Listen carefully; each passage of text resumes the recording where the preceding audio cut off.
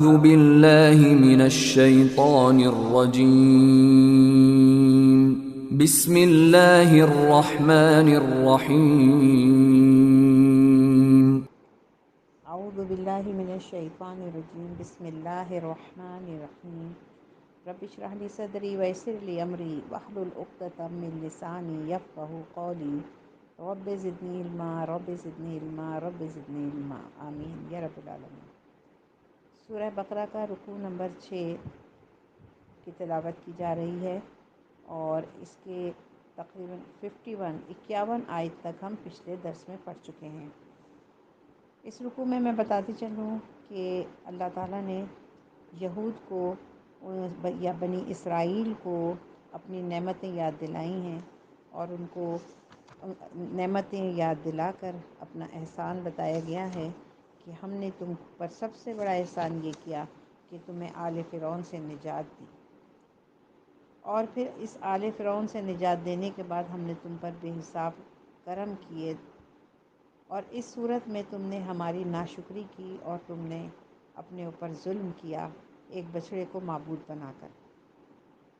تو آگے دیکھتے ہیں آیت نمبر 52 میں اللہ تعالیٰ کیا فرماتے ہیں۔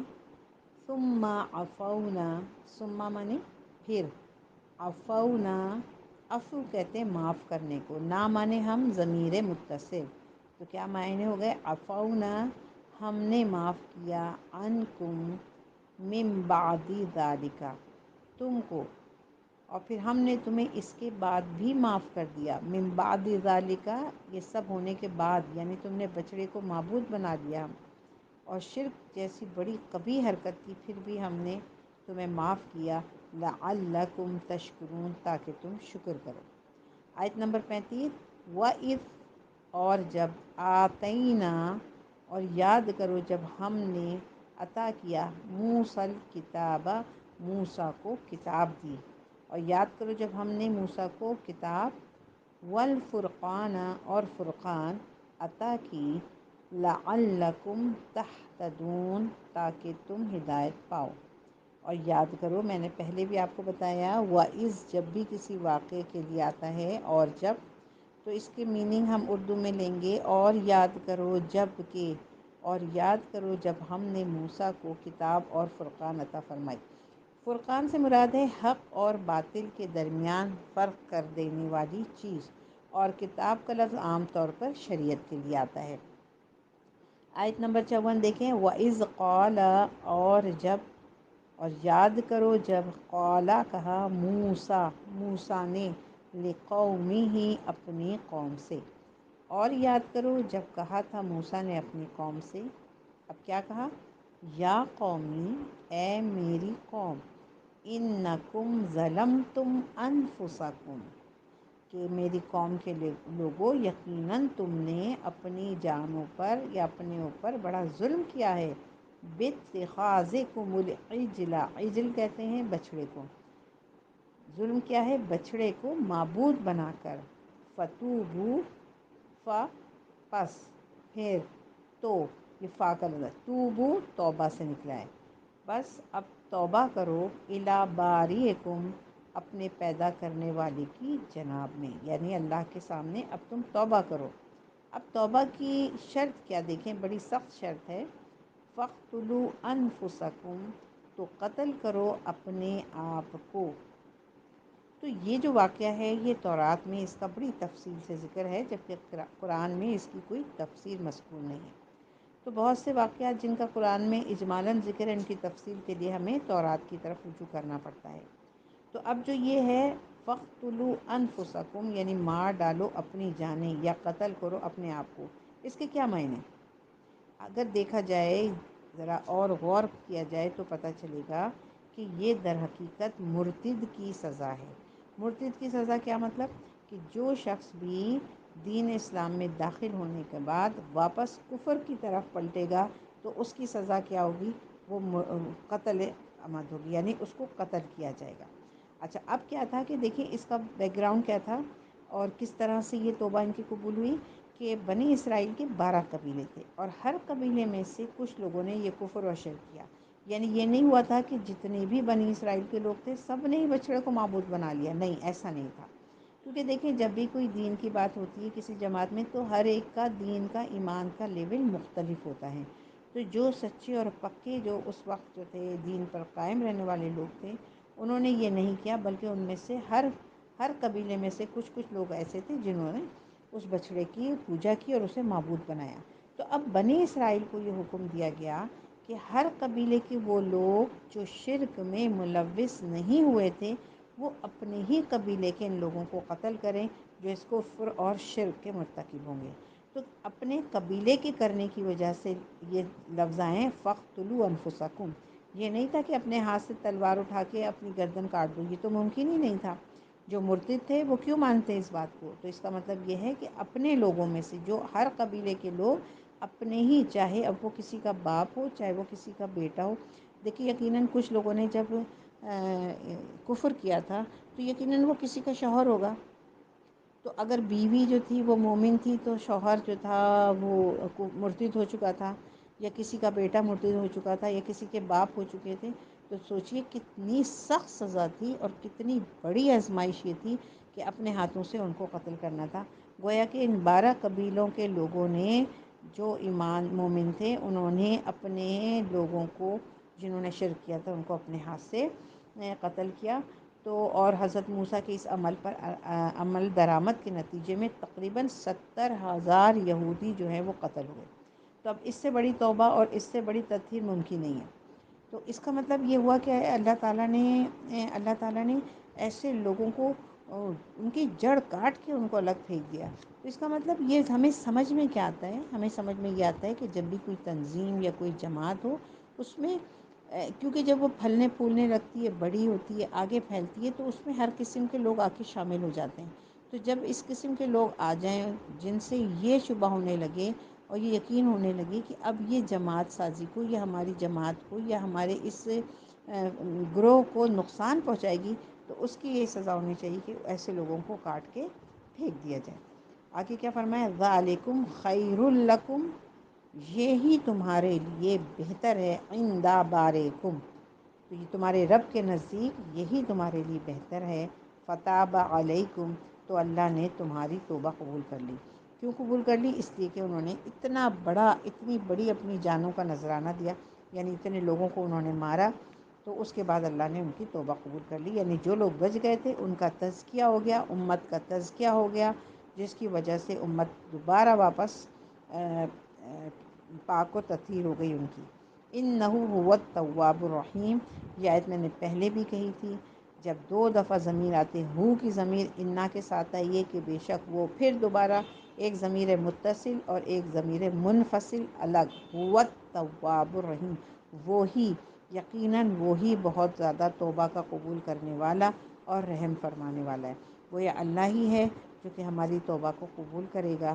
ہمیں یہ کوئی حق حاصل نہیں ہے کہ ہم جس کو چاہیں اس کو، اگر کوئی آ کے ہم سے یہ معافی مانگے اور آ کے ہم سے کہے کہ ہمیں معاف کر دیجیے گا، ہم سے آپ یہ غلطی ہو گئی، تو ہمیں یہ حق نہیں پہنچتا کہ ہم اپنی گردن میں سریا ڈال لیں اور بالکل اکڑ جائیں اور اکڑ کے کہیں کہ بس آج سے ہمارا تمہارا مرنا جینا ختم ہو گیا، اب تم ہم سے کوئی تعلق نہیں رکھو۔ تو یہ اللہ تعالیٰ نے مجھے جو یہ سمجھ میں آتی ہے اس آیت میں سے میرے دل کو یہ بات لگتی ہے کہ اللہ یہاں فرما رہے ہیں کہ کسی کو معاف کرنا یا نہ کرنا یہ اختیار صرف اللہ کے ہاتھ میں ہے، اور اصل میں یہ معاف کرنا یا نہ کرنا یہ ایک بڑائی کی بات ہے، اور اللہ سے بڑھ کر تو کوئی ہستی ہی نہیں ہے۔ تو یہ تو صرف اللہ کو ہی زیب دیتا ہے کہ وہ کسی کو معاف کرے نہ کرے۔ ہم تو معمولی خاک کے پتلے ہیں، ہمیں کہاں سے یہ زیب دے گا کہ ہم کسی کی معافی کو رد کر دیں۔ اللہ تعالیٰ ہمیں اس آیت کو صحیح سے سمجھنے کی اور پھر اس پہ عمل کرنے کی توفیق دے۔ آیت نمبر 55 دیکھیے، وَإِذْ قُلْتُمْ، اور یاد کرو جب کہا تم نے، یہ تم نے کس نے؟ یعنی قوم موسیٰ نے، موسیٰ کی قوم نے کہا، وَإِذْ قُلْتُمْ، یاد کرو جب تم نے کہا، یا موسیٰ، اے موسیٰ، لن نؤمنو، لن مانے نہیں، نہیں معنی ہے حرف نفی ہے، لیکن یہاں بڑی جیسے ریجیکٹ کر دینا کسی کو، ہرگز ہرگز نہیں، یعنی کہ یہ نہیں ہے، نؤمنو، ہم تمہارا یقین کریں گے۔ یہاں ایمان کا لفظ میں ہم ایمان نہیں لائیں گے بلکہ یقین کے، کیونکہ ایمان تو اللہ کی ذات پہ ہے، بلکہ یہاں پہ کہہ رہے ہیں کہ قوم موسیٰ نے کہا، اے موسیٰ، ہم بالکل تمہاری بات پہ یقین نہیں کریں گے، لکا، تمہاری بات پہ، حتیٰ یہاں تک کہ نر اللہ جہرتا، جب تک ہم اللہ کو سامنے نہ دیکھیں۔ دیکھیں کتنی بڑی بات کی۔ موسیٰ کی قوم نے، بنی اسرائیل نے حضرت موسیٰ سے کہا کہ ہم آپ کی بات کی بالکل تصدیق نہیں کرتے، آپ جو یہ تختیاں لے کر آ گئے ہیں اور لا کے ہم سے کہہ رہے ہیں کہ اس میں جو لکھا ہوا ہے کہ یہ کرو یہ نہ کرو، یہ کرو یہ نہ کرو، ہم تو اس بات پہ بالکل یقین نہیں کریں گے، کیونکہ آپ کہہ رہے ہیں کہ آپ اللہ سے ملاقات کر کے آئیں، اس سے بات کر کے آئیں، تو پھر ہم بھی جو ہیں وہ اللہ کو دیکھیں گے۔ اب دیکھیں یہاں پہ ایک فرق دیکھیں آپ کہ حضرت موسیٰ نے بھی اللہ سے کہا تھا کہ اللہ میں تجھے دیکھنا چاہتا ہوں، لیکن وہی شعر ہے تو وہ تو اس شعر کا مصداق تھا کہ تو میرا شوق دیکھ کے میرا انتظار دیکھ، یعنی اللہ سے اتنی محبت حضرت موسیٰ کو تھی کہ جب ان کی آواز سنی اور سننے کے بعد اب دل چاہا کہ اللہ تو مجھے اپنا آپ بھی تو دکھا دے۔ اب دیکھیں اس کے دیکھنے کی طرف، اور جو قوم موسیٰ یا بنی اسرائیل نے دیکھنے کی بات کی، ان کی بات یہ تھی کہ جیسے کہ انہوں نے ضد باندھ دی تھی کہ اب جب تک ہم اللہ کو دیکھیں گے نہیں ہم تمہاری بات مانیں گے ہی نہیں۔ اب اس نتیجے میں کیا ہوا؟ فَأَخَذَتْكُمُ الصَّاعِقَةُ، صاعقہ کہتے ہیں کڑک کو، تو پھر آ پکڑا تم کو اس کڑک نے، اور تمہیں آ پکڑا ایک بہت بڑی کڑک نے، وَأَنْتُمْ تَنْظُرُونَ، اور تم دیکھ رہے تھے، یعنی تمہارے دیکھتے ہی دیکھتے ایک بجلی کی زبردست کڑکا ہوا اور سب کے سب جتنے 70 افراد بنی اسرائیل کے گئے تھے وہ سب کے سب مردہ ہو گئے۔ ثُمَّ بَعَثْنَاكُمْ، پھر ہم نے تمہیں دوبارہ اٹھایا، مِن بَعْدِ مَوْتِكُمْ، تمہاری موت کے بعد۔ یعنی کہ بعض لوگوں کو اس کی ایک تعویل یہ کرتے ہیں، بعض لوگ کہتے ہیں کہ یہ موت نہیں تھی بلکہ ایک زبردست کڑک کی وجہ سے وہ سب کے سب بے ہوش ہو گئے تھے، لیکن جناب ڈاکٹر اسرار احمد کے نزدیک وہ کہتے ہیں کہ وہ اس تعویل کو بالکل بھی نہیں مانتے، کیونکہ باسا بعد الموت اللہ کے لیے کچھ مشکل نہیں ہے کہ اگر کوئی مر جائے تو اسے زندہ کرنا، یہ کوئی مشکل بات ہے؟ یہ تو ایسی بات ہے کہ اللہ کو آپ نے سمجھا ہی نہیں۔ اب یہاں جو کہہ رہے ہیں اللہ تعالیٰ من بعد موتکم، یہ تو بالکل صاف الفاظ ہیں، بالکل صریح الفاظ میں کہا ہے، اور اس میں کوئی اور معنی پہنانے کی ضرورت نہیں ہے، کہا کہ تمہاری موت کے بعد تمہیں ہم نے دوبارہ زندہ اٹھا دیا، لعلکم تشکرون، تاکہ تم اس احسان پر ہمارا شکر ادا کرو۔ اب دیکھیں جب بھی کوئی نعمت یا احسان ملتا ہے، جب آپ کسی کیفیت سے واپس آتے ہیں تو پھر ہمیں اس کا شکر ادا کرنا چاہیے۔ یہی وجہ ہے کہ جب ہم سو کر جاگتے ہیں تو جاگنے کے بعد جو ہم دعا پڑھتے ہیں اس میں بھی اب اللہ تعالیٰ کا شکر کہتے ہیں، الحمدللہ الذی احیانا بعد ما اماتنا والیہ النشور، یہ ہم سو کے اٹھنے کے بعد دعا پڑھتے ہیں، اللہ کا شکر ادا کرتے ہیں۔ آیت نمبر 57، وَظَلَّلْنَا عَلَيْكُمُ الْغَمَامَ، اور ہم نے تم پر بادل کا سایہ کیا یا ابر کا سایہ کیا۔ اچھا، جزیرہ نما جو جزیرہ نمائے سینا تھا وہ ایک لق و دق صحرا تھا۔ اب دیکھیں 6 لاکھ بنی اسرائیل مصر سے چل کر اس صحرا میں آ گئے۔ اب اتنے لوگ، ایک دو لوگ ہوں تو تھوڑا سا کوئی درخت کا سایہ یا چھوٹا پہاڑ کا کوئی سایہ، لیکن یہ تو 6 لاکھ افراد کا قافلہ ہے، کوئی اوٹ نہیں ہے، کوئی سایہ نہیں ہے، دھوپ کی تپش سے بچنے کا کوئی انتظام نہیں ہے۔ تو ان حالات میں اللہ تعالیٰ کا یہ فضل ہوا کہ تمام دن ایک بادل ان پر سایہ کیا رہتا، جہاں جہاں وہ جاتے بادل ان کے ساتھ ہوتا ہے۔ سبحان اللہ، دیکھیے کس قدر بڑی اللہ تعالیٰ نے ان کے ساتھ رحمت کی تھی۔ وَأَنزَلْنَا عَلَيْكُمُ الْمَنَّ وَالسَّلْوَىٰ، اور اتارا تم پر من و سلویٰ۔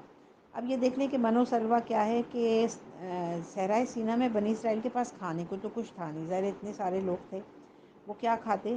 تو پھر اللہ نے ان پہ من و سلویٰ نازل کیا۔ تو من جو ہے وہ رات کے وقت شبنم کے قطروں کی مانند اترتا تھا، جیسے شبنم رات میں قطروں کی طرح سے گرتی ہے نا، اچھا اس قطروں میں تھی شیرنی بھی تھی، اور یہ قطرے تھے جب جیسے ہی زمین پہ گرتے تو وہ جم کے جیسے دانے سے بن جاتے تھے، تو گویا یہ ان کا اناج ہو گیا۔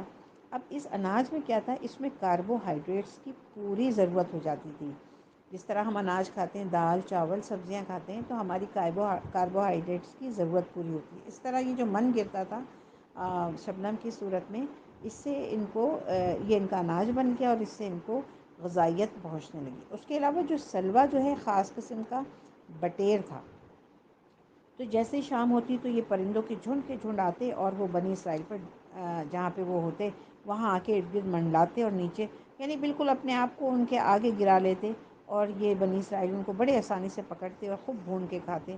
اب اس طرح ان کی پروٹین بھی پوری ہو رہی۔ تو دیکھیں مین جو ضرورت غذا کی تھی وہ اللہ تعالیٰ نے ان کی پوری کی۔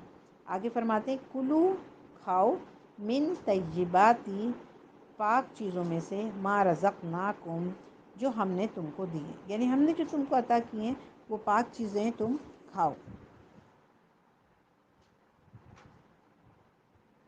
ہم نے تم کو جو چیزیں عطا کی ہیں وہ پاک چیزوں میں سے تم کھاتے رہو.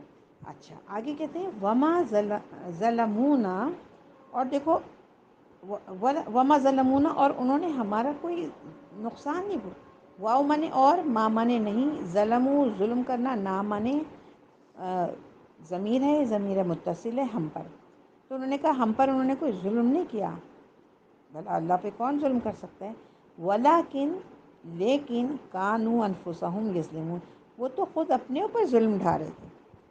یعنی کیا ظلم کیا انہوں نے؟ ظلم یہ کیا کہ جب ان کو مسلسل بڑے آرام سے بادل سایہ کیے ہوئے ہے، دھوپ لگ نہیں رہی، ان کو کوئی تکلیف نہیں ہے، بیٹھے بیٹھے من و سلوہ مل رہا ہے، لیکن اب بھی وہ ناشکری کر رہے ہیں. اب وہ طرح طرح کی فرمائشیں کر رہے ہیں، بور ہونے لگے، اس لائف سے بور ہونے لگے. تو اللہ نے کہا بھائی تم نے ہمارا تھوڑی نقصان کیا، تم تو اپنے اوپر نقصان کر رہے ہو، تم بار بار ناشکری کرے جا رہے ہو.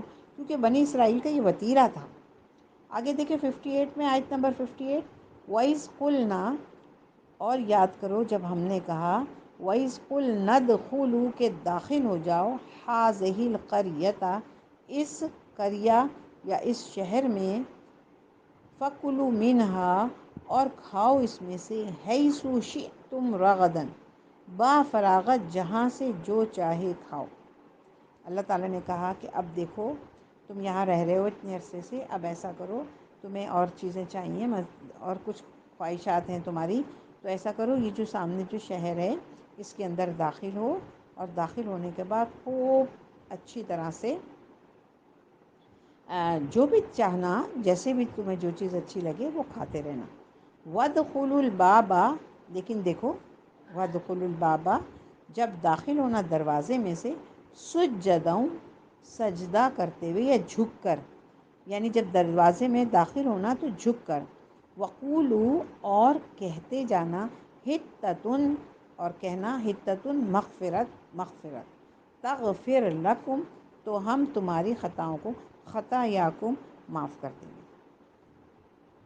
تو یہاں پہ اللہ تعالیٰ نے کہا دیکھو یہ سامنے جو بستی ہے، اس بستی میں کہ جب دروازے میں سے داخل ہونا تو جھک کر، جھک کر مطلب یہ نہیں کہ یوں جھک، بلکہ عاجزی کے ساتھ جھک کر اندر جانا، اور مغفرت مغفرت یعنی استغفر اللہ کہتے جانا، تو ہم تمہاری خطاؤں اور درگزر سے معاف کر دیں گے.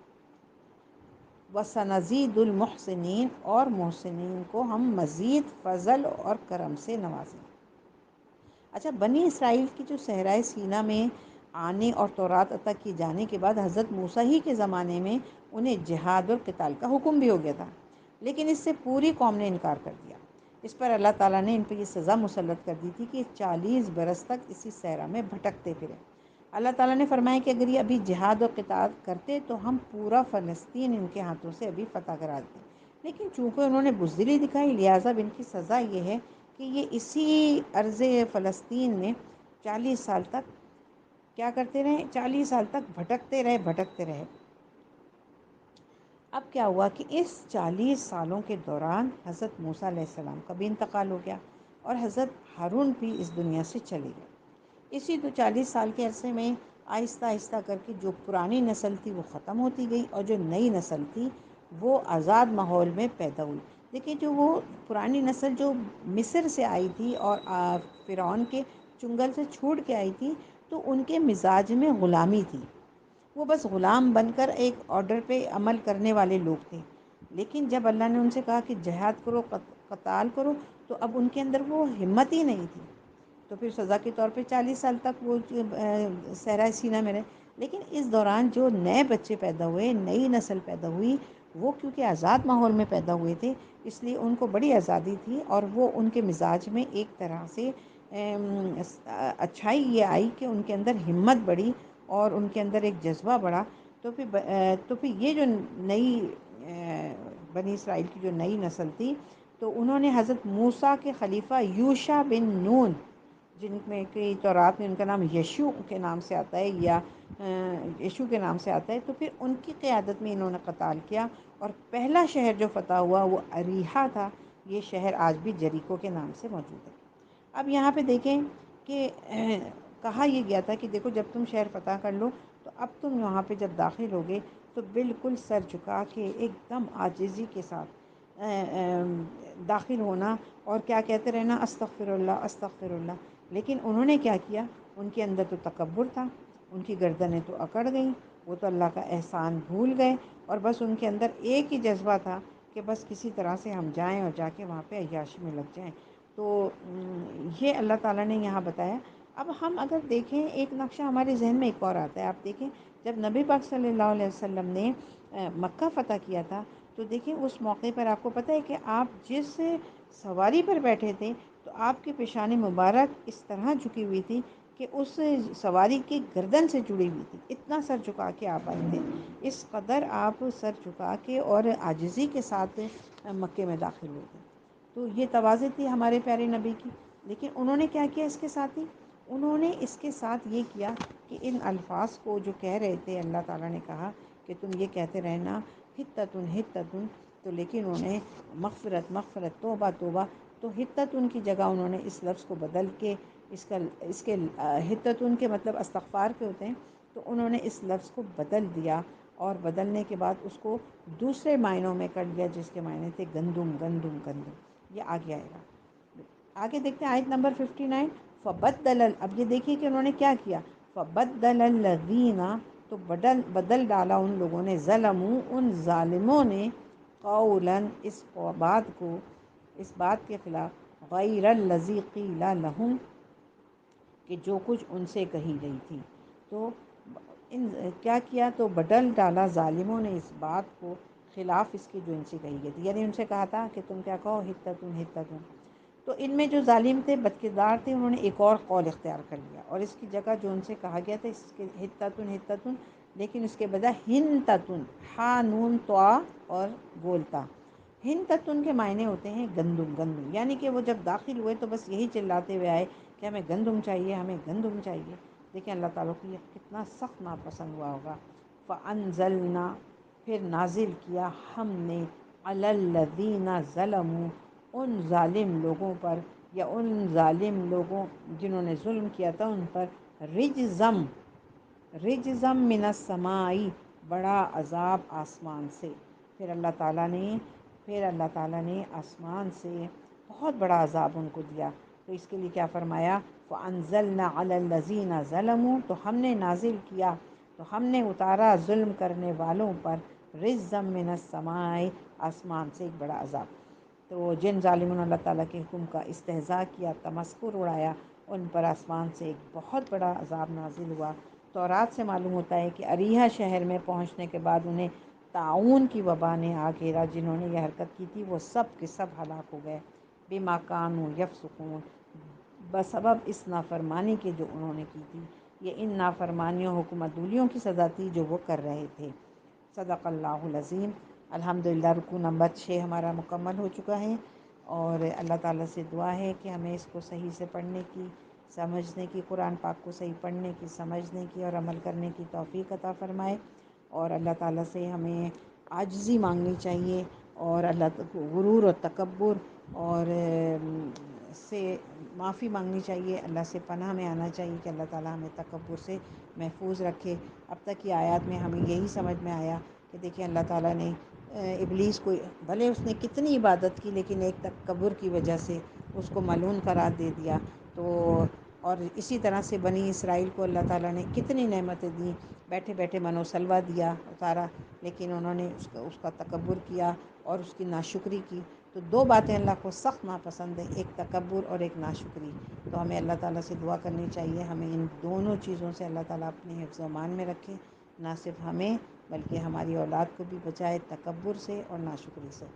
آمین یا رب العالمین. السلام علیکم ورحمۃ اللہ.